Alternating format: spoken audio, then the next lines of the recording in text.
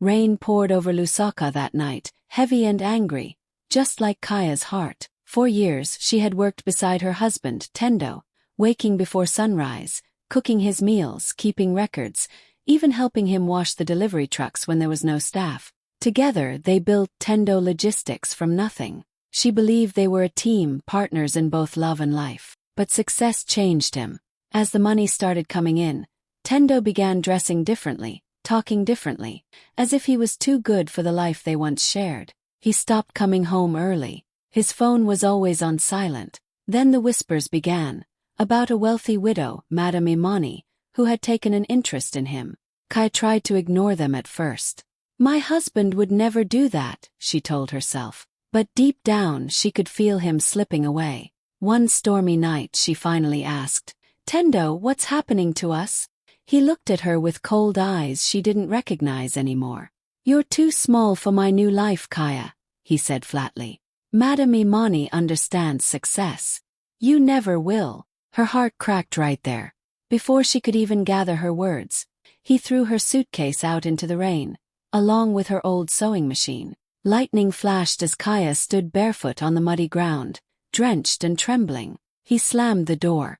And in that moment, as thunder roared above, Kaya realized the man she built her dreams with had chosen pride over love. The rain had stopped, but Kaya's world still felt cold. After Tendo threw her out, she spent 2 nights at a friend's house before finding a small room near the local market. The walls were cracked, the roof leaked when it rained, and the space was barely big enough for her sewing machine and a small bed. Still, it was hers, her little corner of peace in a world that had tried to break her. Every morning, Kaya sat by the window with her sewing machine, stitching dresses for anyone who could afford them. Some customers came, most didn't. The women in the market would glance at her with pity, whispering, "That's Tendo's ex-wife, poor thing." But Kaya never let their words pierce her heart. She would just smile softly and whisper to herself, "They can't take what's in my hands." She still had her skill, her determination, and her dreams, even if everything else was gone. At night, when the market went quiet, Kaya would stay up late, repairing torn clothes for a few extra kwacha. Her hands would ache, her eyes would blur, but she kept going. Sometimes, she'd hear laughter and loud music from Tendo's new home across town. Rumors spread quickly, that he had married Madame Imani, the wealthy widow, that she had bought him a new car. That Kaya was nothing but a sad story from his past. One afternoon, while delivering clothes to a client, Kaya noticed a flyer on a community board. It read, "Women's Cooperative, learn textile design and business skills." Something inside her sparked. She used almost all her savings to join the group. The first day she walked in, she felt nervous, surrounded by other women with their own stories of struggle and heartbreak. But soon they became her sisters. They laughed together, shared food, and lifted each other up. For the first time in months, Kaya felt seen. She learned how to mix fabrics, create patterns, and even design her own prints. Her old sewing machine, once a reminder of pain, became her ticket to a new life. Every piece she made told a story, of survival, of strength, of a woman who refused to break. Slowly, customers started returning. A few tourists passing through the market bought her dresses and asked, "Who made this?" Kaya would smile shyly and say, "Just a woman rebuilding her life." At night, when she locked up her small room, she'd look at the stars and whisper, "One day they'll know my name." She didn't have much. No husband, no riches, no comfort. But she had something far greater, belief. And though the world had counted her out, Kaya was quietly stitching the beginning of her comeback, thread by thread, dream by dream. The market had become Kaya's world, noisy, colorful, and alive. Every day she set up her little table with a few handmade dresses, bright in color and full of life. Her stitches were neater now, her patterns bolder. What started as simple survival slowly turned into art. People began to stop and stare, touching the fabrics and asking, "Who made this?" Kaya would smile shyly and say, "Just me, with a little imagination." Each piece she made carried emotion. She poured her heartbreak into the folds, her hope into the threads, and her faith into every line of fabric. Soon word spread through the market. "Go to Kaya, she makes magic with her hands." Tourists visiting Lusaka started noticing her tiny stall. They loved how her dresses told stories. African prints mixed with elegance, tradition mixed with courage. A few took photos, a few bought pieces to wear on their travels. One day, a woman from Nairobi stopped by, stylish, confident, with a camera slung around her shoulder. She introduced herself as Murembe, a fashion journalist visiting Zambia for a feature on local artisans. Murembe picked up one of Kaya's dresses, a flowing gold and green gown stitched from leftover fabrics. "This," she said softly, "is beautiful. It feels alive." She bought it without bargaining, wore it to a Nairobi event a week later, and the world took notice. A few weeks passed before Kaya realized what had happened. One morning, her neighbor ran into her room shouting, "Kaya, you're in a magazine." She handed her a glossy issue of East African Vogue. There on page 5 was a photo of Murembe wearing Kaya's gown with a headline, "The Queen of Fabric Streets, from Lusaka's market to the world." Kaya froze. Her hands trembled as tears filled her eyes. For years, she had been invisible, the woman everyone pitied. Now, her name was printed in bold, her designs shining for all to see. The very next day, her tiny room was surrounded by people. Tourists wanted to order dresses. Boutique owners called her non-stop. Even women from the cooperative hugged her, screaming with joy. Within weeks, Kaya couldn't keep up with demand. She hired 2 girls from her group to help her sew. And then, for the first time, she walked into the government office to register her business. When the clerk asked for the name, she smiled and said proudly, "Kaya Lux Designs." That night, she sat by her sewing machine, the same one Tendo had thrown into the rain, and whispered, "Look at us now." The storm that once tried to drown her had instead watered her destiny. Her spark had finally turned into a flame, and it was just the beginning. 2 years later, the woman who once stitched dresses in a leaking room now stood before her own boutique. The sign above the glass door shimmered in gold letters, "Kaya Lux Designs." Her hands shook as she unlocked the door for the first time. The walls smelled of fresh paint, the mannequins wore her best creations, and soft music played in the background. For a moment, Kaya just stood there, tears filling her eyes. She whispered, "We made it." Customers soon began to fill the boutique. Women came from all over Lusaka to buy her dresses, confident, elegant pieces that told stories of strength and survival. Each design carried a little part of her journey. Some clients would touch the fabric and say, "This feels powerful," and Kaya would smile, replying, "It's made from pain that healed." Her fame grew quickly. Magazines called her the pride of Lusaka. Fashion bloggers wanted interviews. Investors from across Africa started reaching out, offering to expand her brand. Yet Kaya stayed grounded, remembering the nights she'd cried over broken threads and unpaid rent. One afternoon, she received an invitation to showcase her work at a fashion event in Johannesburg. Felt unreal. She packed her gowns carefully, the same way she had once packed her dreams, with hope and trembling hands.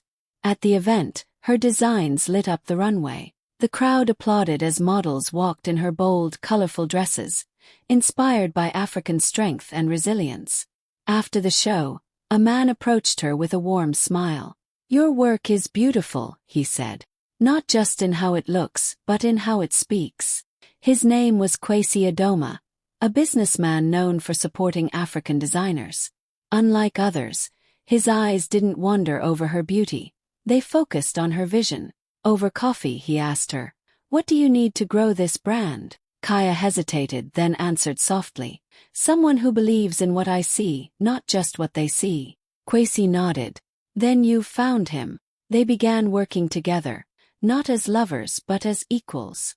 He helped her open a second boutique, launch a website, and connect with suppliers across the continent. He respected her boundaries, listened to her ideas, and never tried to take credit. Slowly, trust grew between them.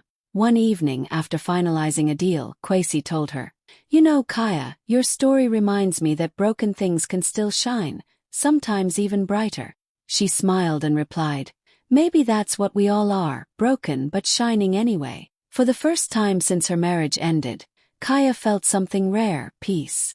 Not the peace that comes from having money or fame, but the kind that comes from being seen for who you truly are.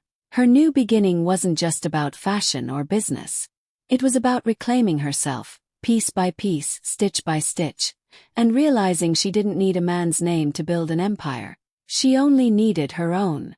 Back in Lusaka, while Kaya's world was blooming with light, Tendo's was slowly falling apart. The man who once walked through the city with pride, wearing gold watches and driving shiny cars, had started to lose his shine. At first, he didn't notice the cracks. Madame Imani still smiled beside him at business meetings, still whispered sweet promises about new investments. But behind those expensive perfumes and diamond bracelets, trouble was brewing. One morning, Tendo woke up to chaos. His accountant called frantically, saying there were irregularities in Madame Imani's company, fake invoices, unpaid taxes, missing funds. Tendo brushed it off at first, confident that money could solve anything. But soon news spread all over Lusaka. Imani Holdings was under government investigation for large-scale fraud. Reporters camped outside their offices. Clients started pulling out of contracts. Trucks sat idle in the yard. And Madame Imani, she stopped answering his calls. When Tendo finally rushed home to confront her, he found her closet empty. Jewelry gone. Luggage gone. Even the safe empty. She had drained his bank accounts and vanished overseas the night before, leaving behind only a short note on the dresser. Business and love should never mix. I took what was mine. Goodbye. Tendo's knees buckled. For the first time he felt true fear. His so-called friends disappeared overnight, and creditors began knocking on his door. Employees quit when salaries stopped coming. The man who once mocked Kaya for being too small now begged for loans, making excuses to anyone who would listen. He sold his luxury car first, then his designer suits. Soon his proud office, once full of laughter and clients, became his only shelter. He started sleeping on the couch, eating instant noodles, and washing his face in the bathroom sink. The same office where he once shouted orders now echoed with silence. At night, Tendo stared at the ceiling, haunted by memories of the woman he'd thrown away. He remembered Kaya's gentle hands helping him draft contracts, her smile when they celebrated their first profit, her laughter when they dreamed about owning a real home. He had chosen greed over love, pride over partnership. And now he had nothing left. Sometimes he would scroll through social media and see Kaya's name everywhere. Her fashion line, her magazine covers, her smiling face beside world leaders and celebrities. Every picture was a knife to his heart. How? He whispered to himself. How did she rise when I destroyed her? The irony burned. The same woman he had called too small had built an empire, while he slept in a chair surrounded by unpaid bills. Outside, rain poured again, just like the night he threw her out. But this time, it wasn't Kaya standing in the storm. It was him. Alone, broke, and forgotten by the very world he once ruled. It was a bright morning in Lusaka, but for Tendo, the world still felt gray. His clothes were wrinkled, his shoes scuffed, and his eyes carried the weight of too many sleepless nights. He had just enough money left to buy a cup of tea from the street vendor near the old post office. As he waited for his change, his gaze fell on the newspaper stand beside him, and his heart nearly stopped. There, displayed right at the front, was African Fortune magazine. On the cover was a stunning woman draped in gold fabric, her head held high, her smile radiant. The headline read, "From Broken Marriage to Billionaire Visionary, The Rise of Kaya Adoma." For a second he couldn't breathe. He blinked hard, thinking his tired eyes were playing tricks on him. But no, it was her. The same woman he had thrown out into the rain, the same woman he told was too small for his new life. Now she stood on the cover of the biggest business magazine in Africa, powerful, graceful, untouchable. Tendo's hands trembled as he picked up the magazine. The vendor looked at him curiously, but he didn't care. He flipped through the pages with shaky fingers, staring at every photo. There was Kaya, standing in front of her boutique in Johannesburg, surrounded by models wearing her designs. Another photo showed her shaking hands with government officials, smiling beside her business partner, Kwesi Adoma. The article described how Kaya Lux Designs had become one of Africa's most successful fashion empires, exporting to London, Paris, and Dubai. Each line hit him like a punch. She built her fortune from a single sewing machine. She now mentors women across Africa. Her designs symbolize resilience and rebirth. Tendo's throat tightened. His mind replayed that stormy night, her standing barefoot in the rain, clutching that same sewing machine, the one he had mocked, the one that had become her crown. A woman walking by glanced at the cover and smiled. Ah, Kaya Adoma. What an inspiration. Did you know she started from nothing? Tendo forced a weak smile, pretending not to know her. But inside his stomach churned. He felt a wave of shame crash over him, hot, heavy, and unrelenting. He sat down on the curb, still holding the magazine, as traffic roared past. People rushed by, laughing, talking, living. But for Tendo, time had stopped. The woman he'd discarded like she was worthless had turned her pain into gold. He stared at her photo again, whispering softly, "Kaya Adoma, my Kaya." But she wasn't his anymore. She belonged to a world far beyond his reach. As he folded the magazine and walked away, the vendor called out, "Sir, you forgot your change." Tendo didn't hear him. His mind was drowning in the sound of his own regret, and in the echo of the woman who had become everything he once believed she couldn't. The night of Kaya's grand fashion show in Lusaka was electric. The hall sparkled with gold lights, cameras flashed, and music filled the air. Models glided down the runway in breathtaking gowns. Bold colors, elegant fabrics, and stories stitched into every seam. The audience was full of celebrities, politicians, and business leaders, all waiting to see Africa's fashion queen in action. Backstage, Kaya stood calmly in a flowing white dress, her hair pulled back like a crown. She looked around the busy room, makeup artists rushing, photographers snapping, assistants whispering. It all felt like a dream. 2 years ago, she had been sewing in a tiny room with a broken ceiling. Now, her designs were worn by women around the world. Her name, Kaya Adoma, had become a symbol of strength and grace. As she stepped out to take her final bow, the crowd rose in applause. Flashes lit up the room. But just as the cheers filled the hall, the heavy doors burst open. A man stormed in, his face tense, his clothes wrinkled. It was Tendo. Gasps echoed through the room. He pushed past the security guards and shouted, "Kaya, you owe me your success. You wouldn't be here without me." The crowd went silent. Cameras immediately turned toward them. Kaya froze for a second, not out of fear but disbelief. She hadn't seen him in years, the man who had once promised her forever, then thrown her into the storm. Slowly, she stepped toward him, her heels clicking against the floor. The lights hit her face, making her look like something otherworldly, calm, confident, untouchable. "Tendo," she said softly, but her voice carried power. "You left me for money, and I became what you were chasing." Her words cut through the silence like thunder. The audience murmured. Someone started clapping, then another and another, until the whole room erupted in applause. Tendo's face turned red with anger and shame. "You think you're better than me now," he shouted over the noise. Kaya looked at him with sad eyes. "No, Tendo. I don't think I'm better. I just became who I was meant to be, without you."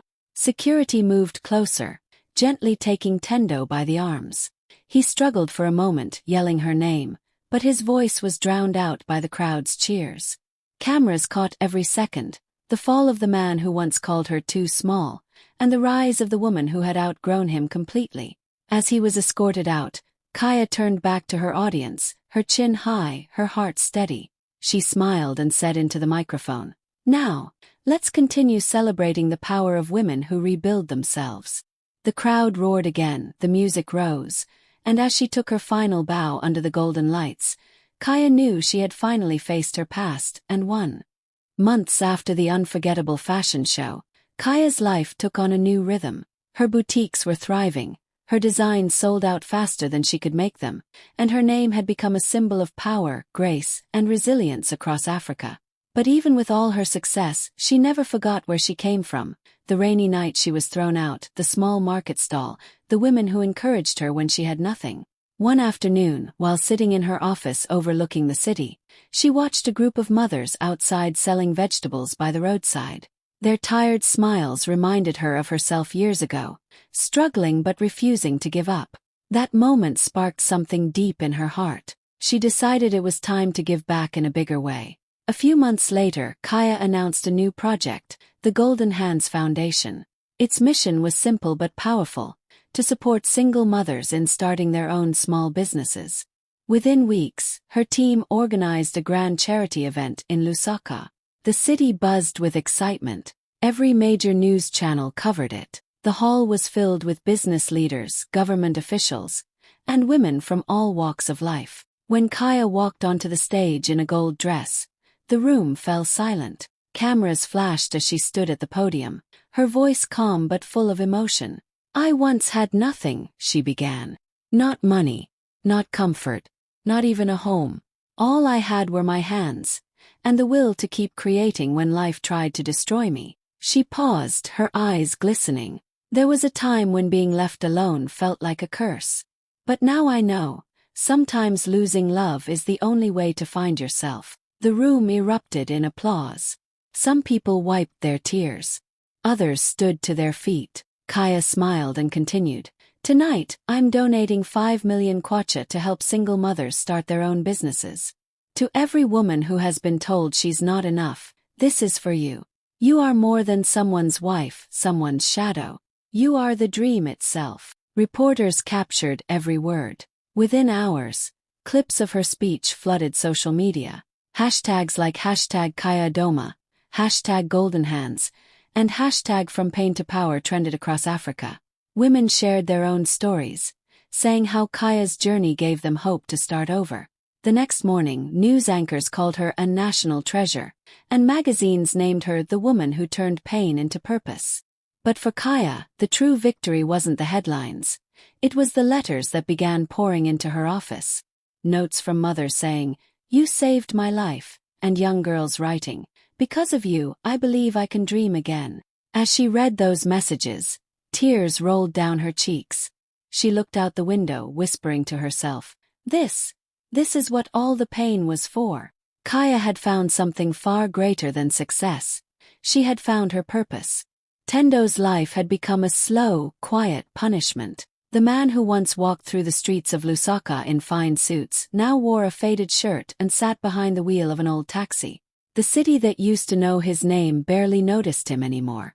Every morning, he parked near the bus station, waiting for passengers, watching people rush to work. Sometimes he'd spot a billboard of Kaya, her face glowing, her smile confident, and he'd look away quickly, ashamed of the life he threw away. At night, he went back to a small rented room on the outskirts of town. The walls were bare, the lights dim, and the silence heavy. He would turn on the TV just for company, hoping to drown out the sound of his thoughts. But fate had a cruel sense of irony. Kaya seemed to be everywhere. Talk shows, news segments, interviews, all celebrating her success. One evening, he sat eating cold rice from a plastic plate when the TV host announced, "Tonight, we have the incredible Kaya Adoma, Africa's queen of fashion and philanthropy." Tendo froze. He couldn't take his eyes off the screen. Kaya appeared, graceful as ever, her eyes calm and warm. When the host asked what kept her motivated, she smiled and said softly, "I just remember the nights when I had nothing, and I remind myself that pain can be a teacher, not a prison." Tendo's throat tightened. Tears welled in his eyes as he whispered, "You always had that strength. I just never saw it." He wiped his face quickly, but the tears kept coming. He thought about the way he had once looked at her, with irritation, not admiration. How many times she had helped him balance the books, comforted him when business was slow, believed in him when no one else did. And how easily he had thrown her away for a woman with money. Madame Imani's name was now nothing but a headline of shame. Her mansion had been repossessed by the bank, her luxury cars auctioned off. Some said she was hiding in another country. Others said she had gone completely broke. Whatever the truth, she had left Tendo with nothing but regret. Every time a passenger in his taxi mentioned Kaya's name, and they often did, he felt a sting in his chest. "Did you hear Kaya Adoma just opened another boutique in London?" they'd say, smiling proudly. He'd just nod silently, pretending not to care. But inside, his heart broke all over again. Some nights, after a long day of driving, he'd park his taxi by the roadside and just sit there, staring at the city lights. In those quiet moments, he whispered to the darkness, "If only I had loved her right, maybe my story would have been different." But it was too late. Kaya had risen beyond reach, and he was left with the one thing that money, power, and pride could never fix: regret. The grand ballroom glowed with golden lights as cameras flashed and elegant music played softly in the background. Kaya stood at the center of it all, wearing a simple but breathtaking white gown, the kind that spoke of grace, not luxury. It was the annual Hearts of Hope Gala, and she had just announced another huge donation to support single mothers across Africa. The crowd adored her. Every word she spoke carried weight. Every smile carried warmth. After her speech, the host smiled and asked, "Kaya, if your ex-husband were here tonight, what would you say to him?" The audience went silent, waiting. Some leaned forward in their seats, curious. Kaya paused for a moment, her eyes soft but steady. A small smile curved on her lips as she said, "I'd thank him." The crowd gasped softly, surprised. Then she added, "Because sometimes betrayal is the tuition fee for wisdom. Pain taught me more than comfort ever could. Losing love taught me how to love myself." For a few seconds no one spoke, and then the entire hall stood up. The applause was thunderous, echoing through the room. Some people had tears in their eyes. Cameras captured every moment as Kaya smiled humbly and waved, her words already spreading across social media. That night, her quote trended everywhere. People shared it with captions like, "This woman turned heartbreak into power." Kaya didn't just survive her past, she transformed it into a message of strength for millions. And as the lights dimmed and she stepped off the stage, her moral lingered in every heart. Never chase wealth through people. Become the wealth they'll regret losing.